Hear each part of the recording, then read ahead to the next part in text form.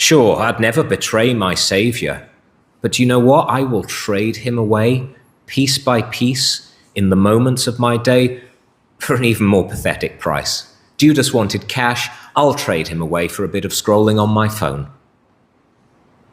I'll trade him away for the sake of my pride. I'll trade him away for some grand plan that I've got. Often I will trade my Jesus away so that I can just sit and do nothing.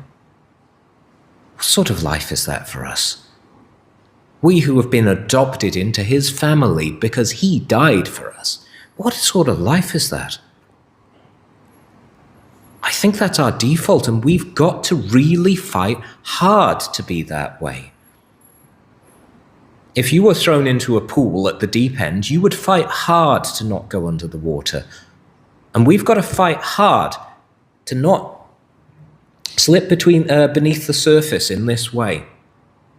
This is a fight, an incredibly important fight. And we've got to fight hard. Fight for your own good for a start, because you are always the loser in any trade where you trade anything for the infinitely glorious Son of God.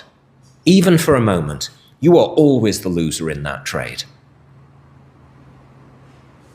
But also, a little reality check for us. My goodness, the King of Kings holds out his hand to you and to me, offering us joy inexpressible. And it's not a gift from his storehouse. It's not like he goes and sends a servant down to the wine cellar to pick out a bottle for you. No, this is personal. It is an act by himself out of his great love for you. And so often we say, no thanks.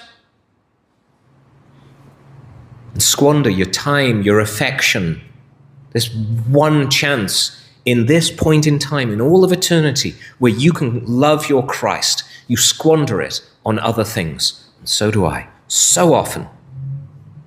And it's not just in the big mess-ups that we do. It can just be in the moments of the day, just day by day, and the whole thing is gone, and then you lie down to sleep that night.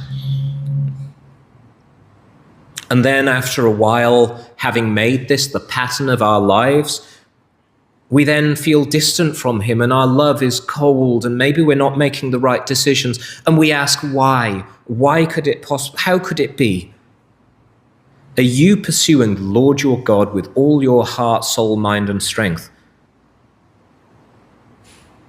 If you're not, yes, there are these providential moments in our lives. God can use anything for his purpose.